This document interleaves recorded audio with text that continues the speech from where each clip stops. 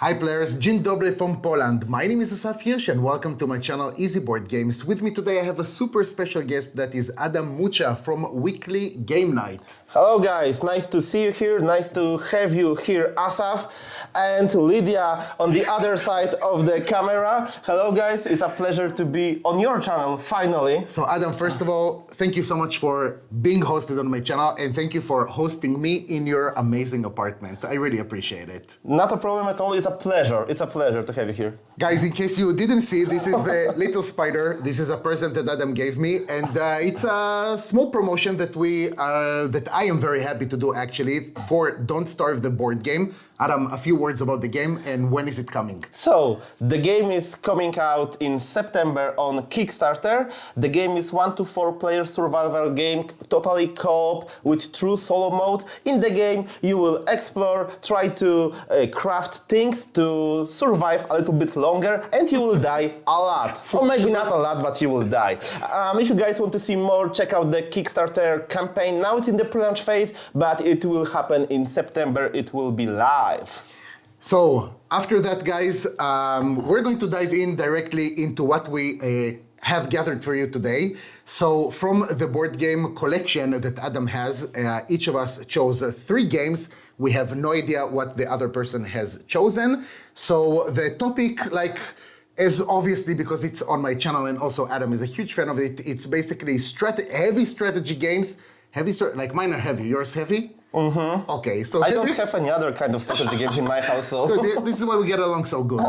So each of us chose 3 heavy board games to basically do a super quick review, what we like, what we didn't like about this game. And let's start with the first game. Do you want to start or I'm going first? You go first. I want to be the last one. Sure, no problem. So the first game that I saw in your collection that is The Great Wall. Oh, The Great Wall. I know the game author and he will be super happy to see his game in your top 3 of my collection of strategy games. So The Great Wall that published by Awaken Realms, what's the name of the designer? It's actually a trio. Okay. So one of them is Łukasz Włodarczyk, the friend of mine, that you might know from, not from UKG, he wasn't there this year, okay? And the other one is Robert Plesowicz. So that's the 2 guys that I know from the designer team. So in general, The Great Wall actually has multiple mechanisms in there. One of them is the worker placement aspect. This is a semi-cooperative game. You can also play, of course, solo. You can also play it completely cooperative. But this is a semi-cooperative game that at the end will have only one winner.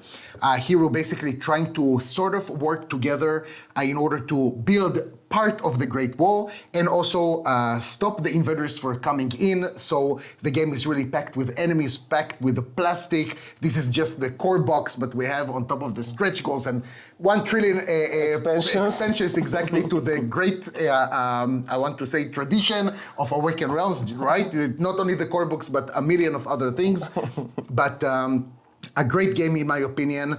Adam, tell me what are 1 or 2 things that you really liked in this game? So the first thing is that it's a semi-co-op and it's difficult to do a good semi-co-op because usually it's like, okay, in this case, we are fighting against the horde. We want to kill some of the enemies, but still we want some points, right? Right. So I think this one is executed really well and I really enjoyed that experience. So you can feel that you are doing something together, but in the end you want to be the winner. So that's one thing. The other thing that might not be super popular, I heard that the game is broken due to some commanders that are in the game. But on my very first game, I actually played with the one who is considered as the most broken? But in the bad way. Okay. But in the bad way, like the bad one. Most inefficient. So the most inefficient. And actually, I didn't use the skill of that commander at all because I focused on something else and still managed to win the game. So I didn't experience any kind of troubles that I heard from the community that there were some troubles in V1 because I believe this game got an update on the way. 100%. So it already had an update, because of that's actually one of the things that I didn't like, of course, with the first version of the game.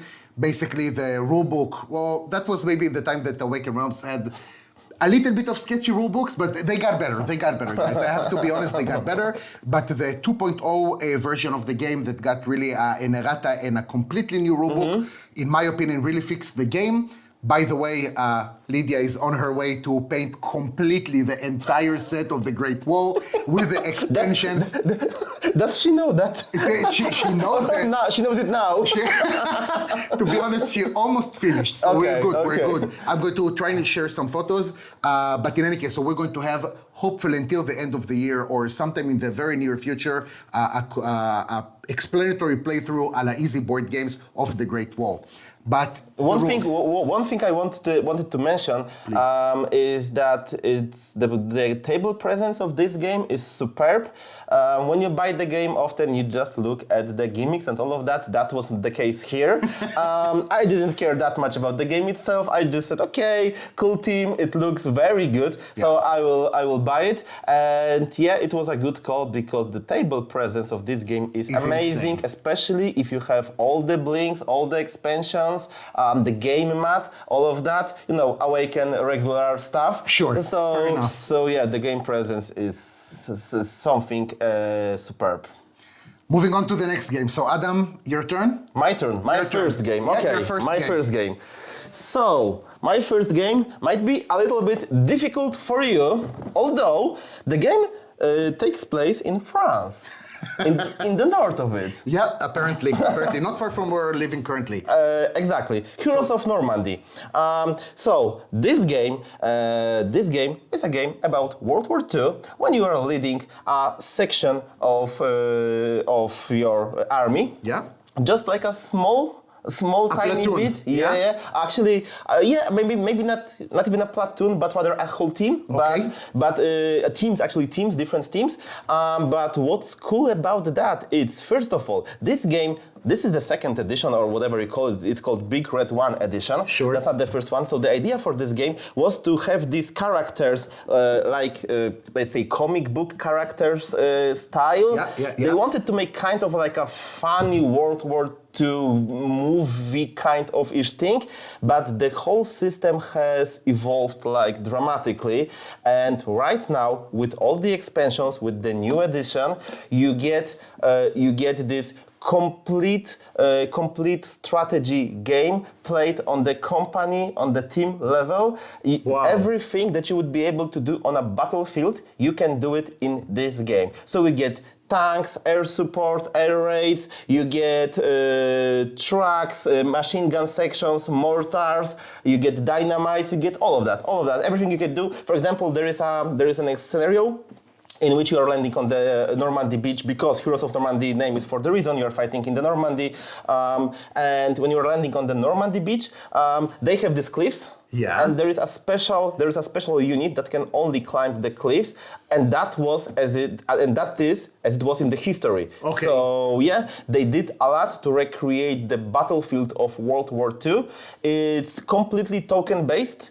But when you put all the colorful tokens on the game board, it looks really cool. nice. And you've seen my collection. I've seen your collection. So that game and all the expansions are taking like 2 sections of my collection because there is so much to it. Unfortunately, Devil Pig Games, the original publisher, I think they went out of market or they are in the middle of the problem. So I don't know if we're gonna see more of that, but I haven't played it all yet. So I still have some boxes to open and to play. To be honest, Personally, I never played this game, so this is super interesting for me to hear about a new title that I had no idea that. Look, I knew it existed, I just never really checked it out. I think that I'm really a sucker because we just talked about the Great Wall, so I think I'm really a sucker for like table presence, and sometimes when I see something like with tokens, I'm like, maybe in the future. Yeah, so this one, it is about tokens. It's you have this action, you assign actions to different units. The actions are hidden, like the orders are hidden in the game.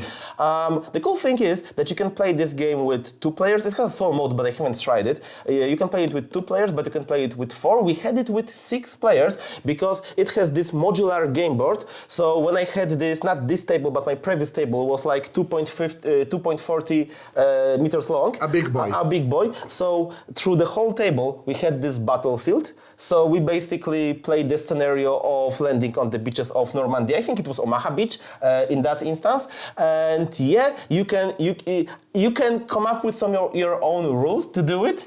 Basically, we did that. But yeah, it was amazing. I mean, this is a lesser known title, but I think it should be more known across the community because this brings the World War II experience and the tension to the table. So if you skip the images of comic heroes and all of that, it's a serious game. It's an adult execution of war game. All right. My next game, if we're already talking about heroes, is Heroes of Land, Air, and Sea. How much time do we have per each game? Supposed to have 5 minutes. There is a chance that we're actually passing it, but I'm having fun, so I don't care. But in any case, Heroes of Land, Air, and Sea, I hope that you guys can see it well on the screen. Plus, minus, let me take it out a little bit. Oh, yeah. But in general, it's considered to be a 4X. I'm going to talk about it in a few seconds, okay? Because I don't know if I'm considering it as a 4X game, but let's go with it. So it's Heroes of Land, Air, and Sea is a 4X game where basically, again, you have two big expansions, right? Each expansion is basically... Two big and a couple of small ones. Yeah, and a couple of small ones. I'm not even counting the last game from that they had. Yeah. Another expansion, more content. But in general, you're controlling some sort of a race, and you're starting in a small island, I will say it like that, unless again you're also playing with the expansion, so you have like even a second floor of like more territory. Or underwater. Yeah, exactly. So it's even a little bit of a Civ game, I would like to say, because you're also a little bit, okay guys, calm down, just a little bit.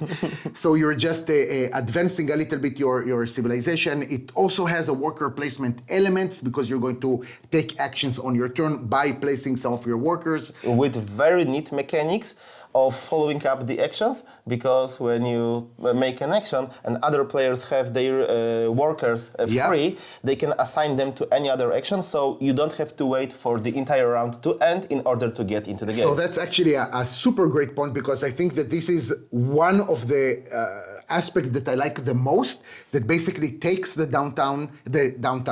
It takes the downtown. It takes place in downtown Manhattan. Right? It takes the downtime and actually shrinks it a lot. So people are all the time feeling involved in this game.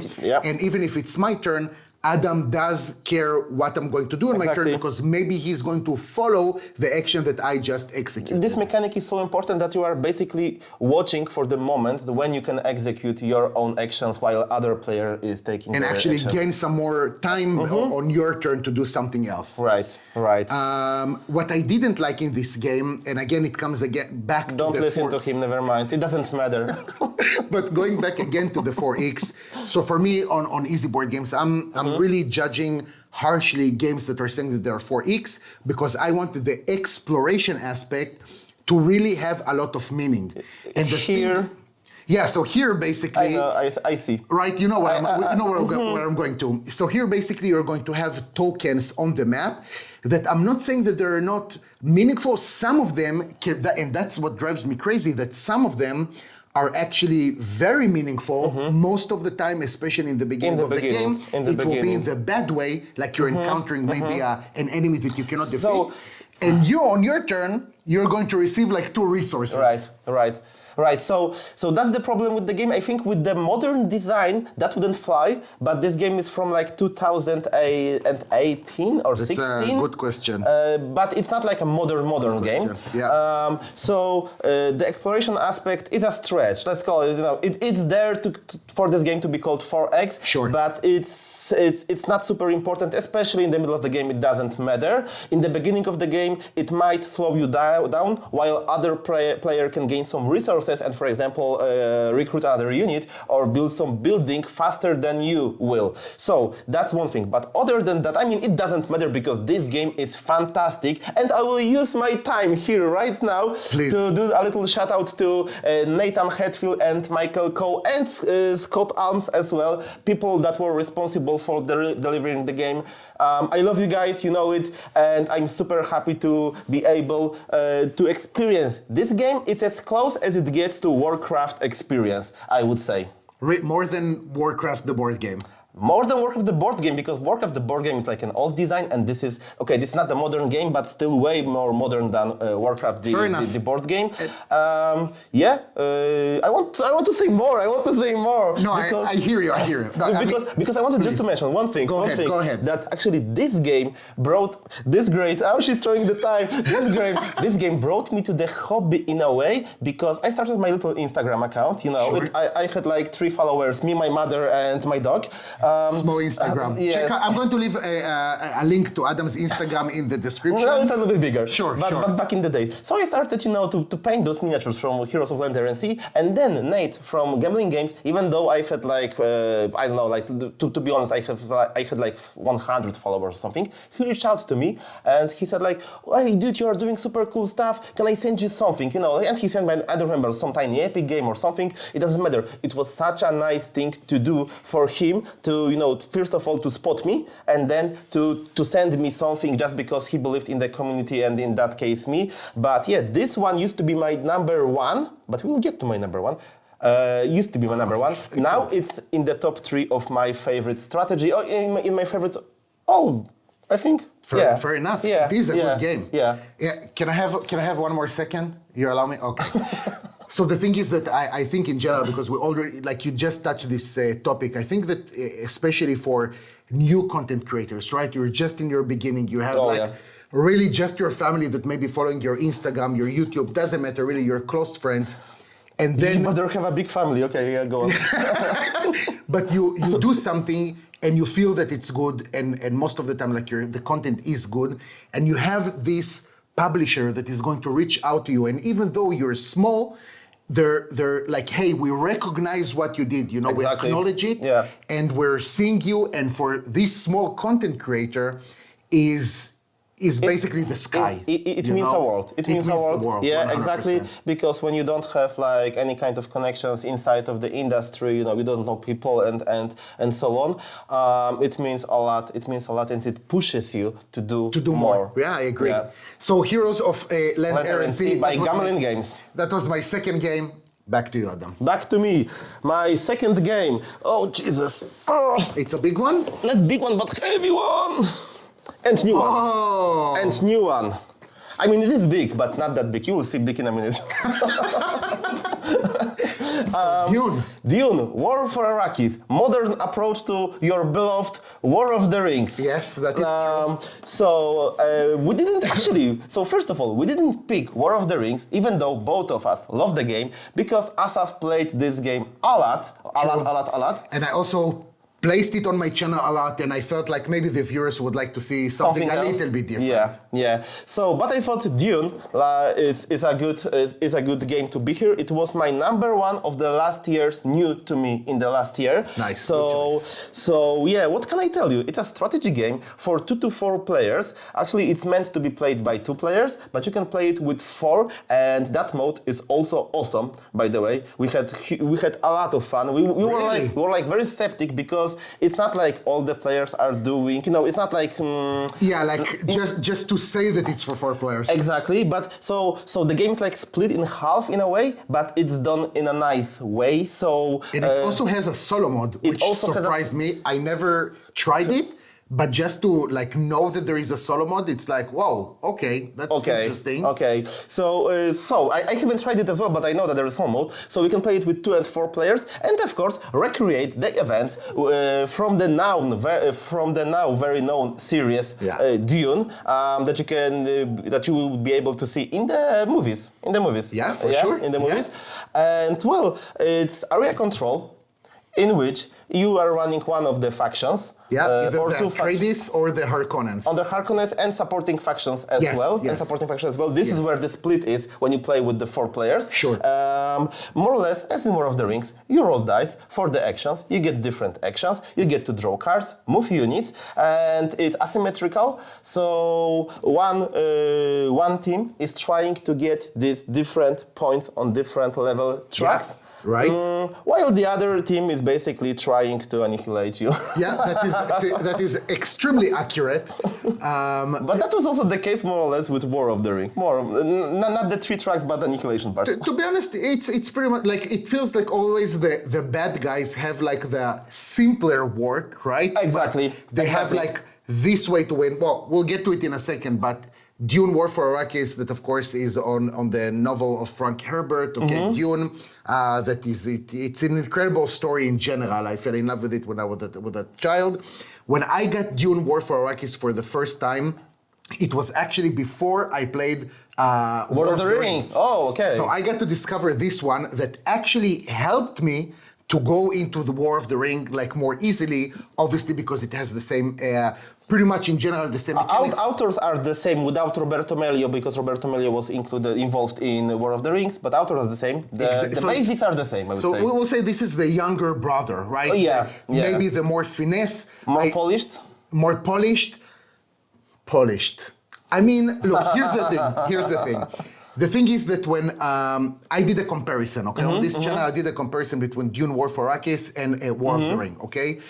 Sure, if you want the more streamlined kind of way, okay, the play that it will be more streamlined, probably quicker, maybe the miniatures that looks better, you know, the whole... They do. It does look better, and it plays like it feels really more like I don't want to say again more streamlined, but it just feels more smooth. Okay.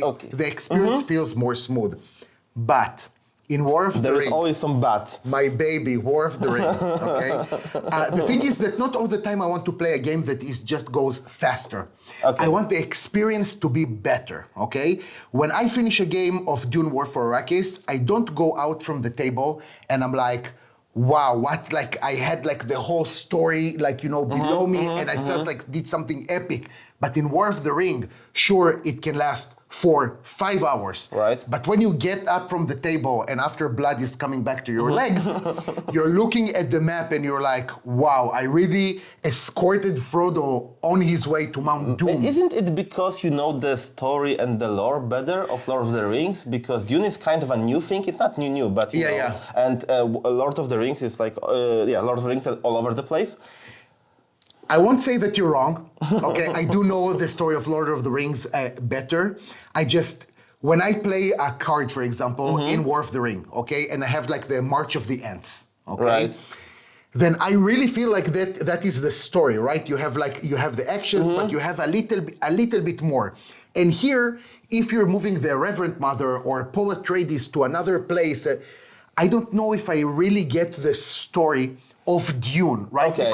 Because here we don't see like the betrayal that happened like on their planet, and then they had to go. You know what I mean? Yeah. But the thing is that also Lord of the Ring was based on 3 books. Whereas here, it's based only on the first and part of the second part? Probably on the first, yeah. Probably on the first, even though we had, yeah. But to show you guys how much I love this game, instead of talking, I can open the box, don't tell me that you painted the miniatures? Yeah, I painted the miniatures. You can do fast forward over here right now, because it will take me a while. I'll see you in a second, guys. And we are back. So, you were not joking. So that's my level of commitment to Dune War for Arrakis. I have it all painted, and it wasn't a speed paint. Everything is painted like I would do with a single miniature. So it looks amazing. And also, by the way, painted miniature, Lydia also painted, but only the sandworms. Oh, the sandworms. Oh, yeah, the sandworms were fun. Yeah, they were fun. Yeah, for sure.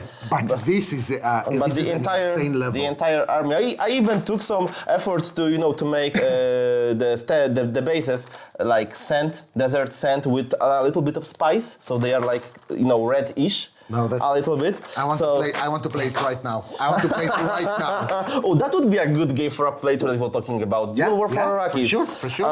And yeah, just one last thing, because I have plenty of stuff here. Asaf, you can take a look as well. So the sandworm that I have here. Oh, the smell of the paint. I hope I can do it. 100%. I love it. Wow, the ornithopters, the carriers, It looks very. It was did an a really on and good off job. project for me, but it took me like 6 months to paint it all, from time to time, whenever I had time You to, did good. to paint it all. Yeah. Have enough place in our luggage? No, that's not a gift. You will have to kill me and then steal it from me. So yeah, Dune War for Arrakis, my number 2. All right, guys. So moving back to my Number third, 1. Yeah, I don't know if it's not really number one, but it's the third game that I really like that I saw in your collection. I actually spoke about this game quite a lot also on my channel because I think it's a really hidden gem that deserves much more attention than what it gets now. So, without further ado, What is that? It's a bit. How did you guess? That is Dark Ages. Dark Ages. This one is heritage of Charlemagne, okay, that takes place in Western Europe. Of course, it has its twin brother that is called Holy Roman Empire that takes more place in Central and a little bit Eastern Europe, right? I don't like when people say it's Eastern Europe, it's Central Eastern Europe. But in any case, so the designers of this game, Adam Kwapinski and Andre Novak, and the solo mode was made by David Turci. An amazing game. I think that the way that I got to this game, I just opened BGG and looked for like 4X games, right? Because I understood that this is the genre that I have in board games. And I saw Dark Ages, and that was before I was like extremely harsh with like my 4X or whatever, and I'm happy because even though, again, I don't feel that it is a completely 4X because the exploration aspect there is very minimalistic. I would not consider it today a 4X game, but I'm very happy that I have these dudes on the map, Civ game. Set in the medieval times? Set in the medieval times, which is, I get just a perfect scenario.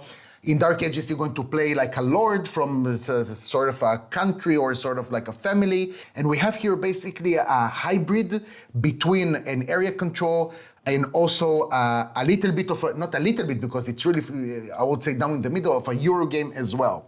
So the core mechanisms of this game is worker placement, right? You're going to take your noble, and which is just a small disc, and you're going to place it on one shared board that shows you which action that you can take. And also because we talked before about Heroes of Land, Air and Sea, about how it's going to shrink the downtime when you can follow other people's actions. In Dark Ages, depends on the number of the players, but at some point, if someone is going to place a noble when there are already other nobles, that is going to throw the first noble outside, and that player will be able to do something that is called reaction. So again, downtime, like the actions themselves are just quick. And also the game flows. The game flows, like around the table, it's quite fast. 100%. So when you're combining heritage of Charlemagne and also Holy Roman Empire. We did that. Well, me too. But you up to 8 players? I did 6. We did 6 as well. Okay. So 6 players, which is like, it's fair enough. It's still a big boy. But we finished it, I think, in like 4 hours and 40 minutes, something like that, for 6 players. For relatively a heavier title, I'm not going to say it's the heaviest, okay, but for a heavier title, but it's definitely one of the biggest ones. It will swallow your entire table like with ease. 100%. So, Dark Ages, Adam, what did you like in this game? I'm sorry, I talked a lot about this game. No worries. I apologize. So first of all, the team. That was what brought me to this game. This is why I pledged on Kickstarter. I think it was on Kickstarter, right? True, back in the days. true. Yeah. So actually, I've met with one of the games that from my regular with one of the guys from my regular game group because of this game. Because he reached out to me. He somehow knew probably via my Instagram that I bought the game, and he was like, "Hey, can I join your pledge and something like that?" Yeah. So then we had fun playing this game. So what I liked about this game is like the team, the first things. It's a strategy game where you try to build your own county, country, whatever, and you don't have to necessarily fight with other players. Nope. You don't have to. You still can win. You can still win the game without Absolutely. it. I would say it's like it's not the same, of course, but I would say it's like a streamlined version of Europa Universalis. By the way, the game that should be here, I forgot about that one, only because it wasn't in our site. Oh my God. But yeah, so what I like the most about this game, probably the team and that the game flows. It's like we didn't have to wait a lot to perform our actions. Yeah, 100%. So that and the table presence is also nice. I really would wish that Board and Dice would go back to this kind of titles instead of doing these Euro games, which I'm not a super fan of. Yeah.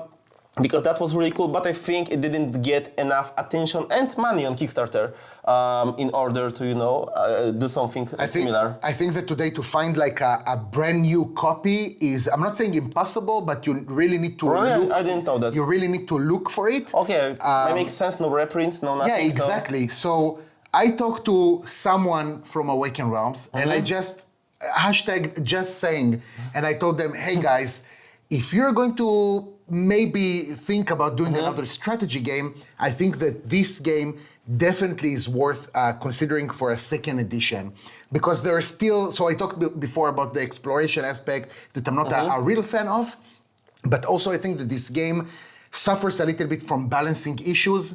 I feel that some of the starting characters are stronger than others with technologies.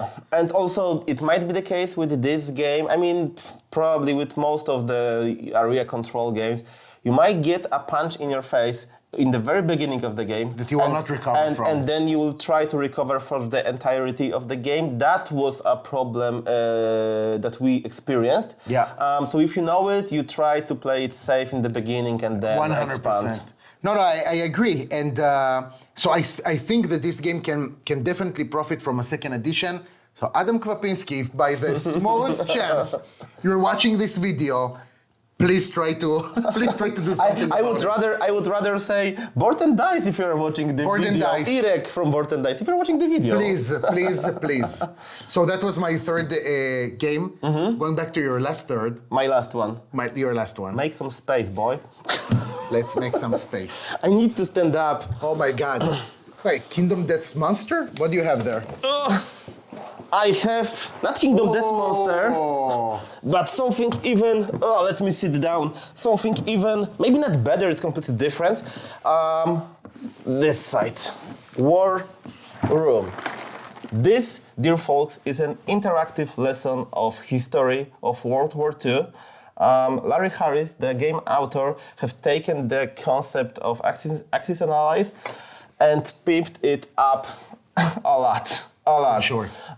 So in this game, you get this big, badass round map that will be bigger than this table that you can see. It's so impressive. Yeah, it's very big. You will put all the tokens on the game, the armies. The tokens are the armies. So you get land units, air units, and naval units. And you will recreate the events from the World War II, starting somewhere from 1940 or 41. It depends, but more or less. And the game shows you in a very nice manner that World War II wasn't about winning like big battles or having like the best tanks per se or best equipment. It was about resources. So in the game you start with tons of armies. And all of them are shrinking like really fast, It's crazy. Besides United States, which, by the way, is also super historical. United States can produce a lot, and this is the only faction that is actually growing in the game. Other factions are struggling to survive. You will see your units getting thin very fast, especially in the Eastern Front, in the Europe, in Africa, near Japan, in Japan. But what is very cool about this game, it's one of the games that after we played the game, we remember every single game session that we had. So because every time we play it, we try to do something different, try to find out how a different World War II scenario would play out. So if you want to have Italians attacking India, you can do it. We did that. We had this Sea Lion operation, invasion of Germany, invasion by Germans to the UK. To the UK, done in round number 2, which was super fast. We had Americans landing in Africa, but not like they did in the real life, but in the west of it, and then eating the Germans piece by piece. Yeah, German colonies or German areas. And what I love about this game is that it gives you the feeling that you are actually a leader of a nation. I should probably have said that it's a team game in which one side is playing as Axis, 3 countries, Germany, Italy, and Japan. Yes. And the other side is playing as allies, UK, United States, and Soviet Union. And you try to figure out... And China may be and China is a supporting, faction for the allies. Yeah. For the allies, usually if I play with Japan, China is not having a good time, and they don't last long. They don't last long because one of the strategies for the Japans is to get rid of China as fast as possible. Sure. So I will say that I played War Room only one time. Okay, just to be fair, it was on TTS, so I got to see the physical copy open just like in conventions or stuff like that, which really looks super impressive. Okay, just. One of my dreams is just to take, the game comes, or you can add it, one of these sticks, that you just move the pieces on the board. I have that inside. It doesn't surprise me at all. Not a shocker over here. But, just the fact that you can just all right, I'm going to move these units to the other country. A little bit feeling like a general. So I think that they really nailed it in this game. Just like the presence that you have, like an entire map of the world is really insane, beautifully designed. But from my one experience that I played this game, I think that because this is a time investment, okay? Oh, yeah, it is. This is not a game that you're setting up and playing just to have like an hour and a half, 2 hours. There are scenarios for 2 players or 3 players that you can play like in 3 or 4 hours, but that's the lowest play time. Exactly. Usually we play it like for like 10 or 12 hours. So the entire day. Basically the world domination, right? Basically you're playing all of the factions. So my only problem is that when you're playing such a heavy game that requires such a time investment, and you leave... I'm not saying that it's completely like only chance when you're rolling the dice, because you have different things that are going to affect, blah, blah, blah. But at the end of the day, you're at the mercy of the dice. I wouldn't say that. I've played this game like 20 or 30 times, and I would say that it's even. Dice are included, but it was very unlikely for us that, the whole game ended with a different result just because, let's say, one battle was, the dice didn't go well for you in one battle. This is what I'm trying to say, is that this game shows you that it's all about resources. You can lose a battle, and you will lose a battle, even though you should win it, of course. But still, it's about the resources. And one amazing aspect of this game, Larry Harris nailed it in this one.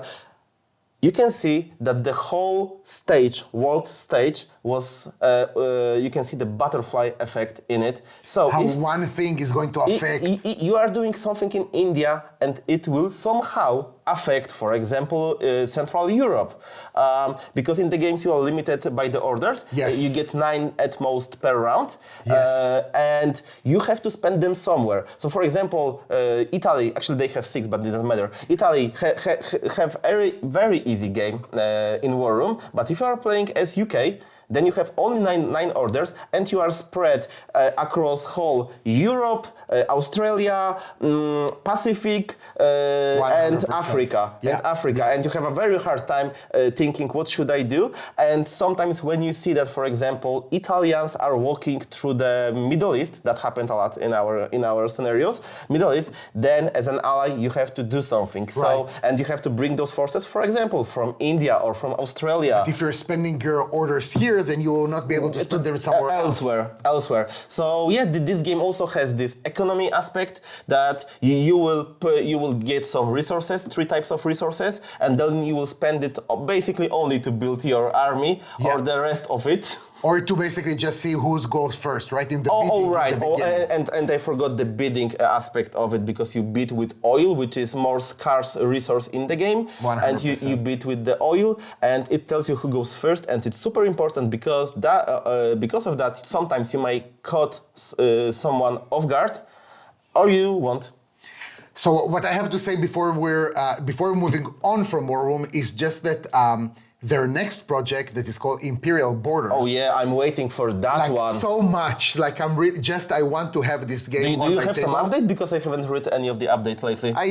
I'll be honest with you. I try not to read Okay. Kickstarter Game Found updates. Like I'm just waiting for the game to come to my. I mean, it's not easy if you have like 100 Kickstarters in the line. Right. Then some game has to come at some point. Yeah, exactly.